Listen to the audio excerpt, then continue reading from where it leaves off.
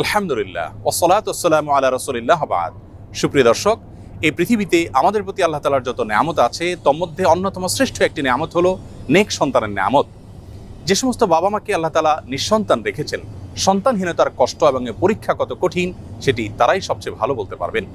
আজ আমরা কোরআন এবং হাদিস থেকে এমন 5টি আমলের কথা শেয়ার করতে চাই যে আমলগুলোর মাধ্যমে আমরা শুধুমাত্র সন্তানই নয় বরং নেক সন্তান লাভ করব ইনশাআল্লাহ বিইذنিল্লাহ। তবে সবকিছুর আগে আমাদেরকে মাথায় রাখতে হবে সূরা শূরার 50 নম্বর আয়াত। আল্লাহ তাআলা বলেছেন, ইয়াহাবু লিমান ইয়াশাউ ইনাসা ওয়া ইয়াহাবু লিমান ইয়াশাউ যুকুর আও ইউযাওয়িজুহুম যুকরানা ওয়া ইনাসা ওয়া ইয়াজআলু মান ইয়াশাউ আকীমা। যার অর্থ হলো আল্লাহই হলেন সেই মহান সত্তা, তিনি যাকে ইচ্ছা তাকে কন্যা সন্তান দান করে থাকেন, যাকে ইচ্ছা তাকে পুত্র সন্তান দেন, আর যাকে ইচ্ছা তাকে উভয়টি দান করেন, আর যাকে ইচ্ছা তাকে কোনোটি দান করেন না।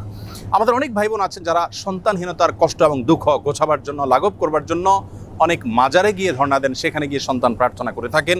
এই কাজটি আমাদের ঈমান হরণকারী একটি কাজ। আরও অনেক কাজ করে থাকেন অনেকেই, যে কাজগুলো আসলে আমাদের ঈমানের সঙ্গে সঙ্গতিপূর্ণ নয়।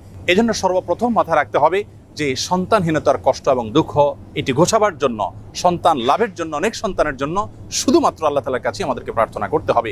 আল্লাহ তাআলার দুজন নবী জাকারিয়া এবং ইব্রাহিম আলাইহিস সালাম তারা উভয় আল্লাহ রাব্বুল আলামিনের কাছে এমন একটা বয়সে এসে সন্তান এর প্রার্থনা করেছেন যখন সন্তান হওয়ার কথা নয়। আল্লাহ তাআলা তাদেরকে সেই সময়ে সন্তান দিয়েছিলেন এবং কোরআনে কারীমে তাদের সেই দোয়ার ফরম্যাট উল্লেখ করে দিয়েছেন।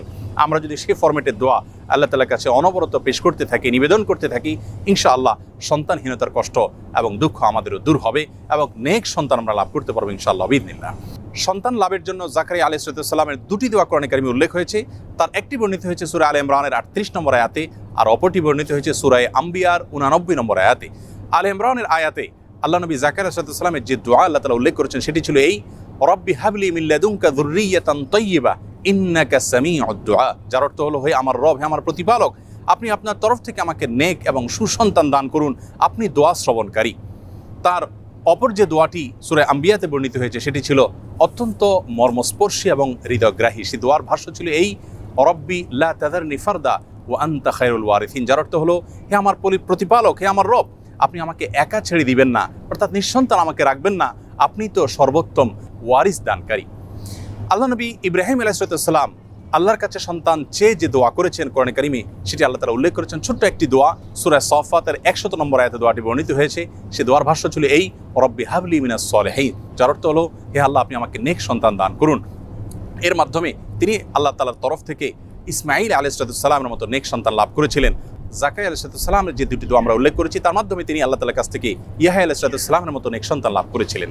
প্রিয় দর্শক, তাহলে নেক সন্তান লাভের জন্য দুজন নবী থেকে 3টি দোয়া আমরা শিখলাম, জানলাম। সেই দোয়াগুলো আমরা যে কোনো সময় বেশি বেশি করে পাঠ করতে থাকবো ইনশাআল্লাহ। সেই সাথে চতুর্থ যে দোয়ার কথা বলবো সেটি বর্ণিত হয়েছে সূরা ফুরকানের 74 নম্বর আয়াতে। আল্লাহ রাব্বুল আলামিন সেখানে দোয়ার যে ভাষ্য আমাদেরকে নিজে শিক্ষা দিয়েছেন সেটি হলো, রব্বানা হাব লানা মিন আজওয়াজিনা ওয়া যুররিয়াতিনা কুররাতা আয়ুন ওয়াজআলনা লিল মুত্তাকিনা ইমামা। যার অর্থ হলো, হে আমাদের প্রতিপালক, আপনি আপনার তরফ থেকে আমাদেরকে এমন জীবনসঙ্গী এবং এমন সন্তান দান করুন যে সন্তান আমাদের চক্ষুকে জুড়িয়ে দিবে, অর্থাৎ সার্বিকভাবে পারফেক্টনেসের মাধ্যমে তাদের দিকে তাকালে আমাদের নয়ন জোড়াবে, এবং আমাদের সকলকে আপনি মুত্তাকিদের এবং নেককারদের ইমামে পরিণত করে দিন। সেই সাথে সহবাসের সময় নবী আলাইহিস সালাম যে দোয়া শিক্ষা দিয়েছেন সেই দোয়া পাঠ করার মাধ্যমেও আল্লাহ তাআলার কাছে নেক সন্তান আশা করবেন এবং প্রার্থনা করবেন। 5 নম্বর এবং সর্বশেষ যে আমলটি কথা বলতে চাই সেটি হলো ইস্তেগফার। ইস্তেগফারের মাধ্যমে আল্লাহ রাব্বুল আলামিন তার বান্দাদেরকে সন্তান দেওয়ার মাধ্যমে সমৃদ্ধ করে থাকেন, নেক সন্তান দান করে থাকেন, এবং এ বিষয়ে সূরা নূহের 10 থেকে 12 নম্বর আয়াতে আল্লাহ রাব্বুল আলামিন বিস্তারিতভাবে আলোকপাত করেছেন। প্রিয় দর্শক, অতএব আসুন আমরা আল্লাহ তাআলার কাছে নেক সন্তান লাভের জন্য আম্বিয়া আলাইহিস সালামের শেখানো দোয়া এবং সাধারণ যে দোয়া সূরা ফুরকানে বর্ণিত সে দোয়া বেশি বেশি করে পাঠ করি, এবং সহবাসের সময় মা বাবা অবশ্যই আল্লাহ তাআলার কাছে উভয়ে দোয়া করবেন, নবী আলাইহিস সালামের সেই শেখানো দোয়া। সেই সাথে বেশি থেকে বেশি আমরা ইস্তেগফার করব। এর পাশাপাশি সন্তান না হওয়ার পেছনে বৈজ্ঞানিক যে সমস্ত কারণ আছে সে সমস্ত কারণগুলো আমরা উদ্ঘাটন করে সেগুলো থেকে যথাসম্ভব বেঁচে থাকার চেষ্টা করব এবং সুন্নাহ সম্মত লাইফস্টাইলকে আমরা অনুসরণ করব। আল্লাহ তাআলা আমাদের সকলকে নেক সন্তানের এই মস্তবানে আমত লাভ করে ধন্য হওয়ার তৌফিক নসিব করুন।